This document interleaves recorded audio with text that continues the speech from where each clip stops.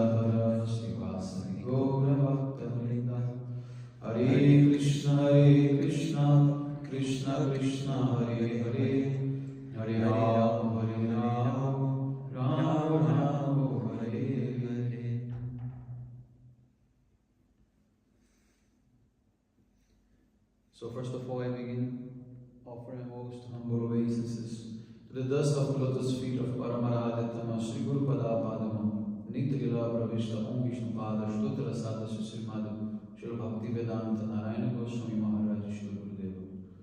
And to Nitrila Pravishta Om Vishnu Pada Shtutra Sadhya Srimad Srila Bhakti Vaibhava Puri Goswami Maharaj, and to Nitrila Pravishta Om Vishnu Pada Shtutra Sadhya Srimad Srila Bhakti Sadhya Muni Goswami Maharaj, and to my worshipable Shikshan Sannyasa Guru Nitrila Pravishta Bhakti Vigyan Bharati Goswami Maharaj, and to all Sripad Guru Varga, to all Tridandi Sannyasis, especially to Pujapad Bhakti Nishta Madhusudan Maharaj, and all Brahmacharis, Vaishnavas, Vaishnavis, to all the assembled devotees here, my most respectful obeisances. So today we continue reading from Srimad Bhagavatam, 10th canto, the 29th chapter, with the commentaries of Srila Vishwanath Thakur. So yesterday we read how by seeing the full moon in the sky, Krishna, he became inspired to call the gopis to perform amorous pastimes. And then we read the second verse, which described how the moon was rising at the horizon and making the horizon very reddish, and the moon represents the male lover, and the horizon represents the female beloved. So now there is a remaining part to read from the purport, in which Srila Vishwanath Thakur is going to explain a little bit deeper this relation between moon and horizon comparing to Krishna. The moon god, the very founder of the dynasty in which Krishna appeared, Chandravamsha, and the most ancient leader of the Brahmana community, possesses many wives of his own who are all quite fit to be enjoyed. Yet, he is touching the face of the western direction, who is another's wife, namely Indra. By touching her, the moon god is also making her attracted to him. So means the western horizon. He's saying here. This is the opposite of the rising moon. The moon rises on the eastern horizon and makes the western horizon pinkish or reddish. But the western horizon is wife of Indradeva. So Chandradeva, when he is rising, is touching the western horizon, and he is kind of attracting the mind of Indra's wife. So by touching her, the moon god is also making her attracted to him. This verse hints that if this is the case with the moon god, the leader of Krishna's dynasty, then certainly there is no fault in Krishna, a descendant of this dynasty, enjoying with the gopis. After all, Krishna is a fresh youth intoxicated with the beauty of his human form, and he is an unmarried member of the cowherd community. Besides, Krishna is also uniquely enchanting, that he excites all the women in the universe. So what they are trying to say is that the very beginning of Rasa Lila is the inspiration that the moon god is giving to Krishna for Parakya Rasa.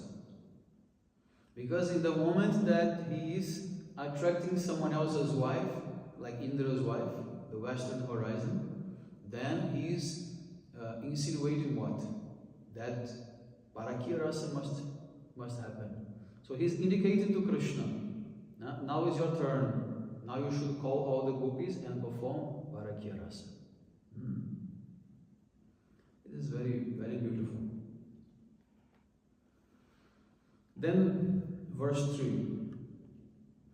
Lord Krishna saw the unbroken disk of the full moon glowing with the red effulgence of newly applied vermilion, or kumkum, as if it were the face of the goddess of fortune. He also saw the kumkum lotuses opening in response to the moon's presence, and the forest gently illumined by its rays.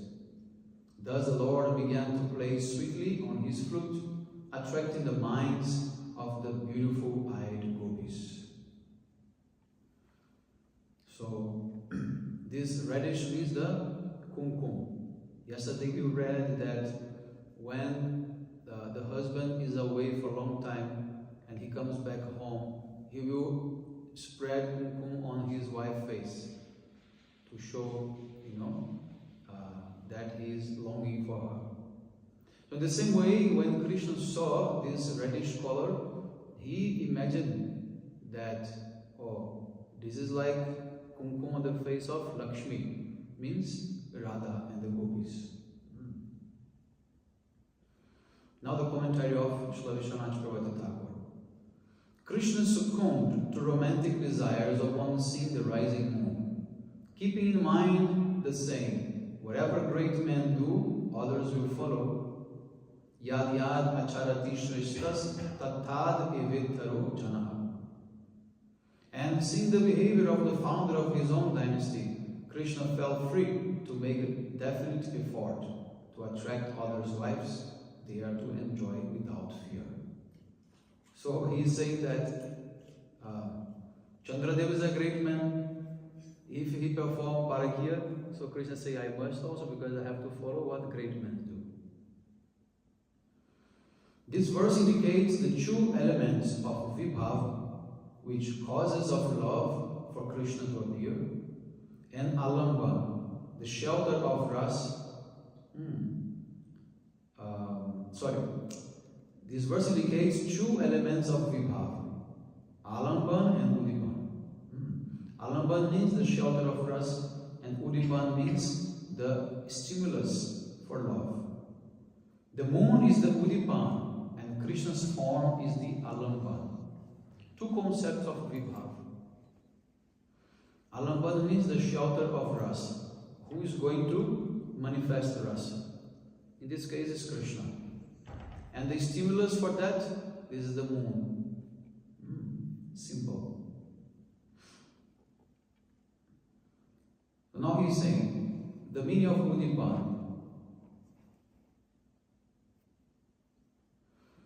That moon in whose presence the kumud lotuses can open. Another interpretation can also be given for this. The presence of the moon and Krishna gave pleasure to the earth. This also applies to Krishna, since actually in this context, the specific antecedent modified and the modifier is left unstated. The full moon manifested in a form resembling an unbroken disk. Akhanda Mandala. The moon is the brother of Rama, Lakshmi, because both were born from the churning of the milk ocean. Therefore, his face resembles hers. So one more udipan is given. The face of the moon reminds the face of Lakshmi, because both moon and Lakshmi, they born from the churning of the milk ocean. They both came out. So they are brothers. So when Krishna saw the moon, although the moon is a male personality, Krishna felt that, this is just like Lakshmi's face. So that also attracted him. Or the word Rama refers to Radha. Here Rama means Lakshmi, not Rama from Ram or Balaram. It's Rama with long A at the end. It's Rama. This means Lakshmi, but here this word Rama may refers to Radha also, who is the original Lakshmi. As we find in the Brihad Gautamya Tantra, Sarva Lakshmi Mai Sarva Kanti Samohini Para. Radha, the source of all Lakshmis, possesses all the attractiveness to attract the all-attractive personality of Godhead. The gopis are also Rama because they enjoy and give pleasure to Ramayanti Krishna. There's also one reason Krishna's name is Ramana. Because he's enjoying with gopis. So he's Ramayanti. Shri Krishna became absorbed in remembering the gopis' faces upon seeing the moon. According to one interpretation, the faces of those Ramas or gopis exhibited wonderfully effulgent complexions that revealed their inner transformations of love. Consequently, Krishna saw himself as red as a ball of kumkum powder in the reflection of that shining moonlight. Or that moon, the gopis' faces, was red due to the recent application of kumkum. And Krishna's face had become also colored by the gentle rays of that moon. So many different interpretations for this reddish of the moon. Sometimes the gopis' face, reddish, sometimes also Krishna, reflected in the gopis' face. Otherwise, the compound can be divided to give the word abhirajitam. According to yet another interpretation, the forest was tinged red, abhirajitam, by the famous rays of Krishna's own bodily effulgence, or else by the cows that he was tending. The absence of the expected inflectional ending touch is a poetic license of the sages. So here he is giving another example of Udipan, saying that by the presence of Krishna, the whole forest becomes also reddish, and also from the cows. Then he's giving out some examples of alamban. Alamban means the recipient of rasa. Seeing these two opulent manifestations of the inflaming power of Cupid, Shri Krishna played sweetly on his flute. Verse 40 says, "Is there any woman in the three worlds who can maintain her chastity on hearing the sweet melodious sounds of Krishna's flute?" In what manner did Krishna play his flute? This verse answers by saying that Krishna played in such a way as to captivate even those young girls with enchanting eyes. The Shruti confirms the women became full of desire for that singing. From this it should be concluded that Krishna used the flute to utter the Kama Bij, K-L-I-M. I will not pronounce, just K-L-I-M is Kama Bij, the seed mantra of transcendental love. So what Krishna played on his flute was the Kama Bij, K-L-I-M. But disguised.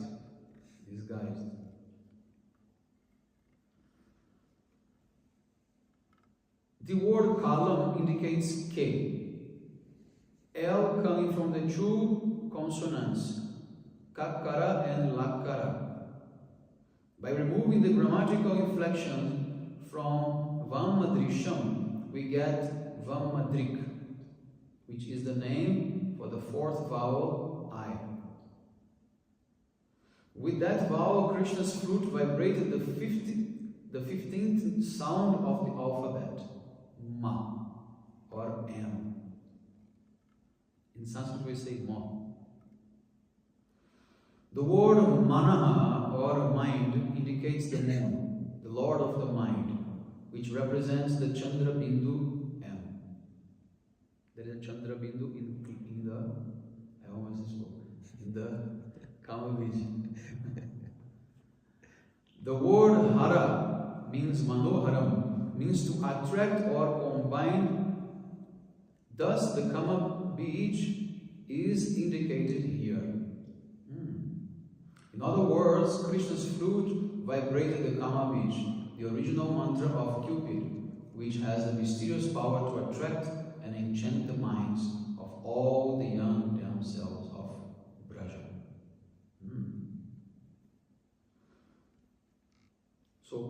means kalam. Kalam here means sweetly, not regarding to time. Kalam means sweet. And L means from this la. Kala. After K, then L will come. Kala. Then I will come, which is the fourth vowel.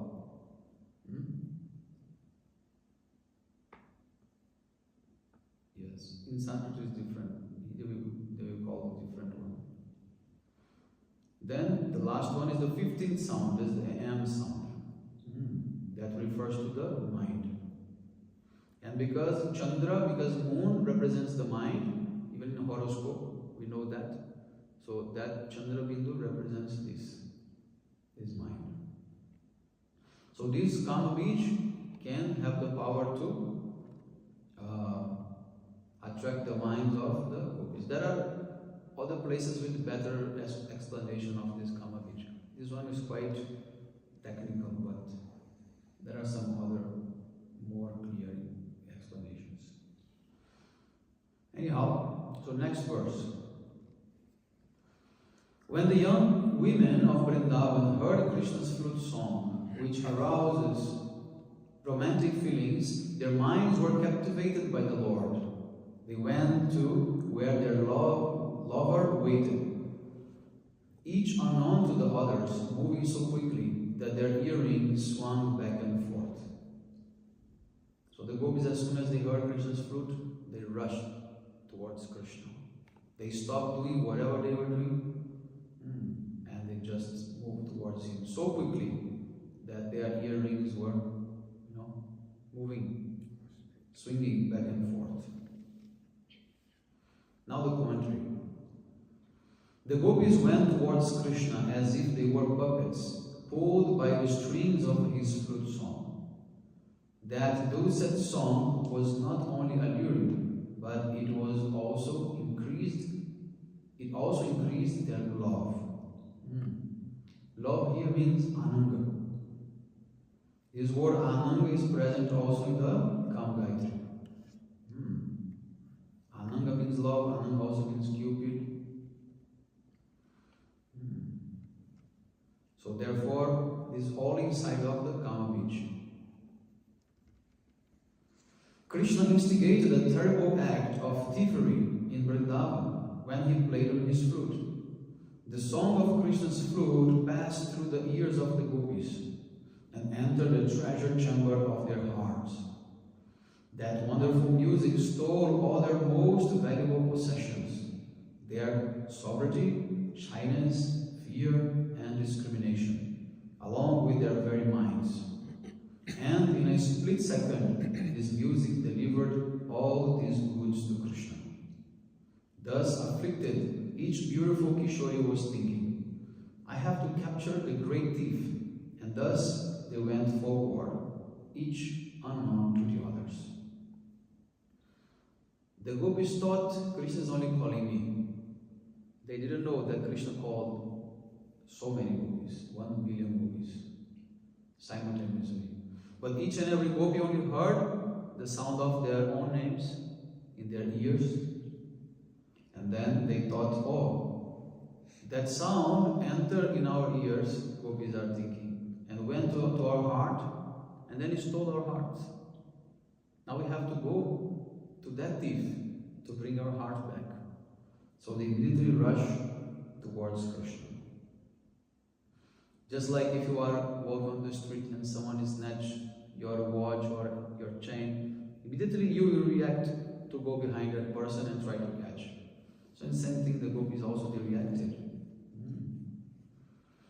So they began to chase the thief to catch him and retrieve their property.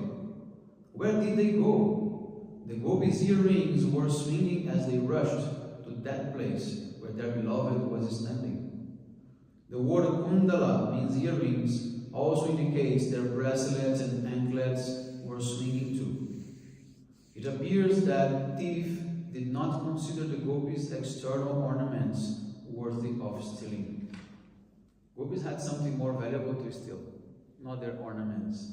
Although they were golden and full of jewels, their heart is much more valuable than any jewel in this world. So actually, you know what happened in the commentaries of Srila Shankara Thakur of Gopi Gita, he describes that one of the reasons why the gopis, they ran away from whatever they were at home, or fetching water from the well, or doing whatever, any job in the forest. Gopis, they were in different places doing different things. Not everyone was at home. But the thing is, as soon as the flute sound entered in their ears and came to their hearts, Krishna manifested.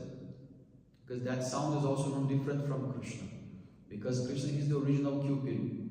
So that Kama Bij is actually talking about the Cupid who is going to attract the gopis' mind. So as soon as the gopis, they see Krishna in their heart, they feel very embarrassed. And they think, oh, maybe those who are around me, they are also seeing Krishna, so they become very shy, very embarrassed. They say, oh, what they think about me if they see me here with Krishna?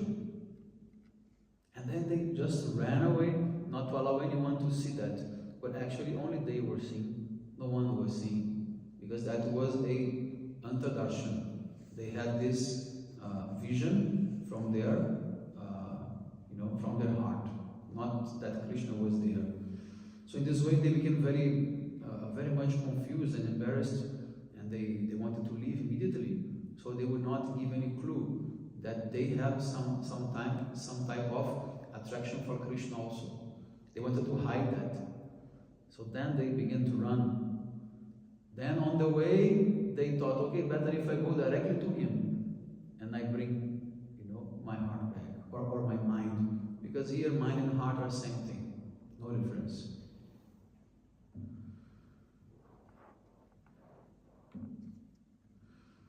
Now verse number 5. Some of the gopis were milking cows when they heard Krishna's flute. They stopped milking and went off to meet him.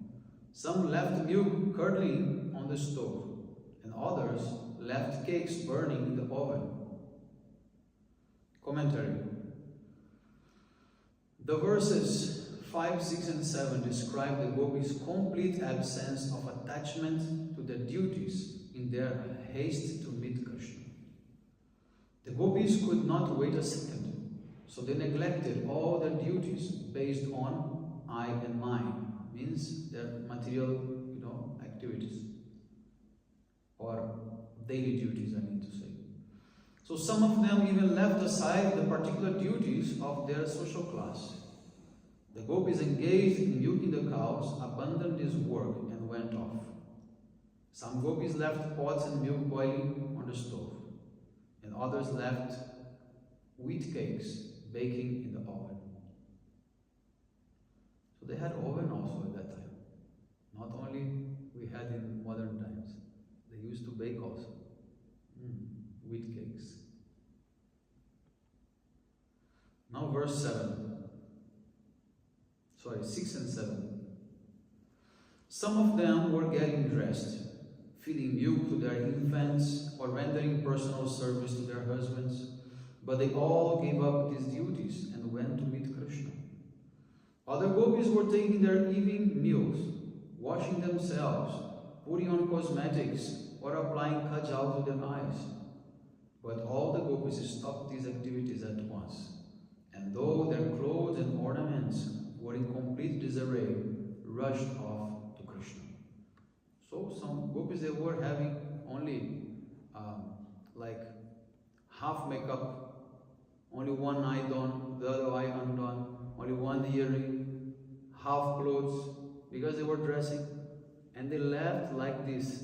They even forgot about how they were looking, even their own, self-image. They just forgot everything.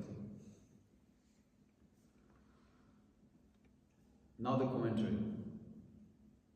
These two verses describe how the gopis gave up their duties as wives and mothers, While engaged in dressing, they abandon their business and fail to dress themselves adequately.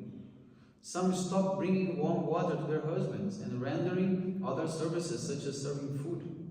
While cleansing their bodies with oils, bathing and anointing themselves with turmeric and sandalwood paste, they dropped everything and hurried out of their homes.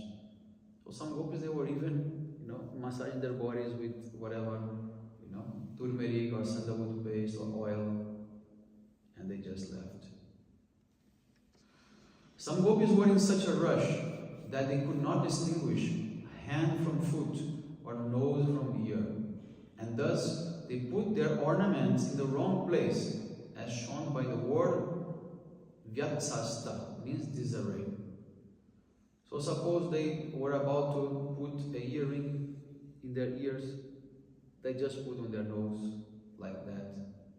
In a fraction of a second before leaving, then they left. Their behavior indicates vibhrama. Vibhrama means bewilderment. One of the anubhavas or bodily transformations indicating ecstatic love. Vibhrama is described in Ujjvala Nirmani. Hastily preparing to meet her lover, the bewildered heroine may place her necklace, flower garland, and other ornaments in the wrong places. This is called vibhrama. She is about to meet with Krishna, any gopi, and she's so, absorbed in thinking about Krishna that she begins to manifest the ecstatic symptoms. And she forgets where to put what. And she just randomly misplaces her jewelry and decorations and things like that. So this is called vibhrama, bewilderment by the expectation or the desire to meet with Krishna. Verse number 8. Their husbands, fathers, brothers, and other relatives tried to stop them, but Krishna had already stolen their hearts.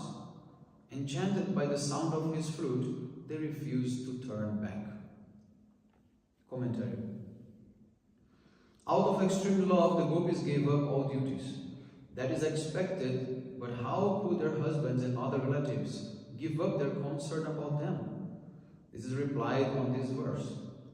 Though the husbands tried to stop their wives and the fathers tried to stop their unmarried daughters, they could not dissuade them from going, because their very souls had been stolen by Govinda. What to speak of the gopis' fear, shame and self-control? Thus, Brajagopis moved as if they were in trance, mohita, like puppets pulled by strings. They didn't pay attention to any of the callings from parents or husbands, whatever. They didn't even hear what they said. How could their husbands, who out of fear of losing their reputation, would ordinarily never allow even the young girls' dead bodies to go alone into the forest at night, tolerate letting their wives go away in such a crazy state?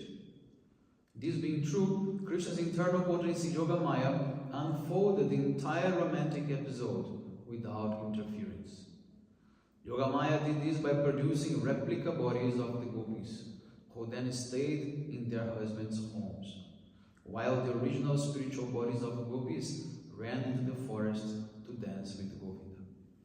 So, when the gopis were running, as soon as they begin to run, they begin to move away, then they were being called or caught by some parents or husband.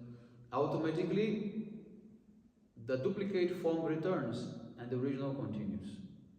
Yogamaya, she created a fake body, duplicate body of the gopis, so they would remain at home and not disturb the family, so no one would suspect anything. And the original gopis, they could go to the forest. Verse 9. Some of the gopis, however, could not manage to get out of their houses, and instead they remained home with eyes closed, meditating upon him in pure love. So they were having that antardarshan, and they could not leave their homes. Sometimes they were locked up by in-law mother, mother-in-law, or even sometimes by their own mothers. They could not leave. Then they were only closing their eyes and seeing Krishna, because that sound was reverberating. The sound did not go away. The sound was there because the sound is Krishna, and the Krishna was there. So they just closed their eyes and they could see Krishna directly. The commentary. Sri Rupa Goswami describes in Ujjvala Nilmani that there are two categories of gopis: the eternally perfect Nitya-siddhas and those who have become perfect by practicing, sadhana-siddhas. The sadhana-siddhas are of two categories: those who belong to special groups and those who do not. There are also two classes of the gopis belonging to special groups, namely the Shruticharis, who came from the group of the personified Vedas, and the Rishicharis, who came from the group of sages who saw Lord Ramachandra in the Dandakaranya forest. So two types of sadhana-siddhas. We call the Shruticharis, means the Vedas, Upanishads, Puranas, all the books, they are also personalities. And like Srimad Bhagavatam, for example, he is also one personality. So all the Vedas, they know about this pastime of Krishna and gopis. They know everything about this. And they also want to join and become a gopi. So they begin to perform austerities also for that purpose. And according to, our understanding, the Swarupa is eternal. So the Swarupa of all of them is also the Swarupa of a gopi. Therefore they could become a gopi. And the other ones are the Municharis or Rishicharis, who were thousands and thousands of rishis. They were in the forest meditating during Treta Yuga, and they were chanting Gopala mantra. And they wanted to be gopis and join Krishna's Rasa Lila. But that Treta Yuga is Ram's pastime. As soon as Ram came in the forest, they saw Ram, they understood he is not different from Krishna. So let us approach him. So they approached Ram and told Ram, we want to have a relationship with you in Madhurya Rasa. But Ram said, no, in this body I cannot do it, in this Lila I cannot do it, but when I come in Krishna Lila, you join me. And I'm giving you a blessing now, that you achieve perfection, and then you take birth when I will come as Krishna. So all of them, they took birth from the womb of gopis, and they became gopis. Yes. So these are two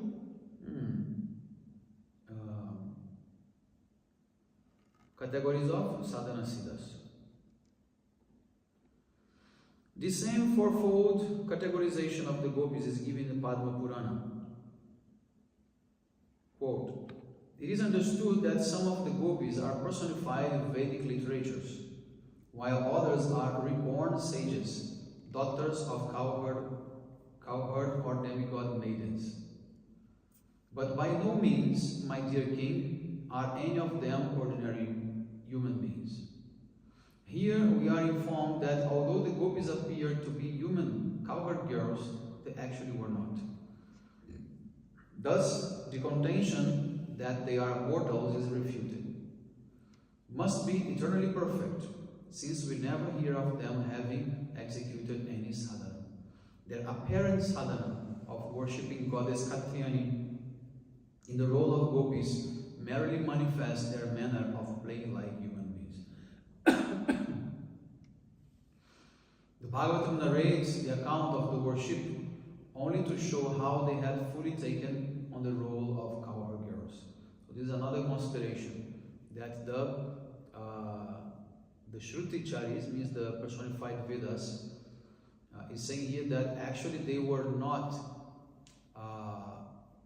just like human beings or gopis, that they were actually in need of practice. They already have their Swarupa perfected.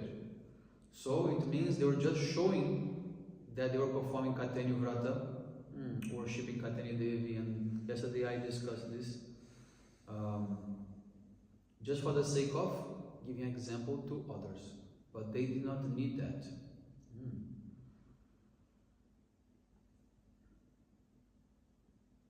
Then that the Gopakanya gopis are actually Nitya Siddhas, eternally perfect devotees of the Lord, is established by a statement in Brahma Samhita, Ananda Chimaya Rasa Pratibhavikavi, which proves that the gopis are Krishna's spiritual pleasure potency. Similarly, we have the words of the Gautamiya Tantra, Ladinya Mahashakti. Further corroboration of their eternal perfection is that these gopis, being co-eternal with their beloved Lord Krishna, are mentioned along with him in the 18-syllable Krishna mantra, the 10-syllable mantra, and also others. Moreover, the worship of these mantras and also the Shrutis that present them has been in existence since time immemorial. Means these mantras are eternal, the Vedas are also eternal, so therefore there could be no time that the Vedas they perform sadhana. They were already perfected. It means the swarup of the Vedas is of gopis. And that's not actually surprising, because all the knowledge about devotion, all the Shakti to serve Krishna in the best way is also manifest in the form of Vedas. So this is how it's being taught. The Devakanyas, daughters of the demigods, who are mentioned in the verse beginning with Sambhavas, are explained in Ujjvala Nilimani as a partial expansions of the Nitya Siddha gopis. That the Shrutichari gopis, the personified Vedas, are sadhana siddha is understood from the following words of theirs quoted in Brihad Vamana Purana. Since we have seen your face, which possesses the beauty of millions of cupids, our minds have become lusty after you like those of young girls, and we have forgotten all other allurements. We have developed the desire to act towards you as do the gopis do, who dwell on your transcendental planet and who manifest the nature of Cupid by worshipping you with the idea that you are their paramour. So the Rishichari gopis are also sadhana siddha, as stated in Ujjvala Nilimani. So both things are being described. As I explained, they are sadhana siddhas because they are practicing to show, but not that they are real sadhana siddhas in the sense. Previously, they were all Maharishis living in the Dandaka forest or Dandakaranya. We find evidence for this in the Padma Purana, Uttarakhanda. This verse says that upon seeing Lord Ramachandra, the sages in Dandaka forest desired to enjoy Lord Hari or Krishna. In other words, the sight of Lord Rama's sweet beauty reminded them of Lord Gopala, their personal object of worship, and they then wanted to enjoy with him. But out of embarrassment, they did not act on that desire, whereupon Lord Shriram, who is like a desired tree, gave his mercy to them, even though they had not voiced their request. Thus their desire was fulfilled, as stated by the words beginning Te Sarve. By means of their lusty attraction, they became free from the ocean of material existence, and coincidentally, they got the association of Krishna in conjugal love. In the present verse of the Bhagavatam, we understand that it was the gopis who had children who were kept forcibly at home. This is clear from the verses yet to appear in next chapter 31st. Like that. Yeah, so the gopis who stayed at home, they were the gopis who had children. In his comments on the 10th canto, Srila Kavikarnapura Goswami also states that the gopis who had children were prevented, yes Maharaj, were prevented from going to meet Krishna, as seen from later verses such as this. So tomorrow we will continue seeing more about the gopis who stayed at home. Gaur Pramanande Hari Hari Bol Cha Kalpatra Vishnu Kripa Sindhu Vecha Patitanam Pavanebhyo Vaishnavebhyo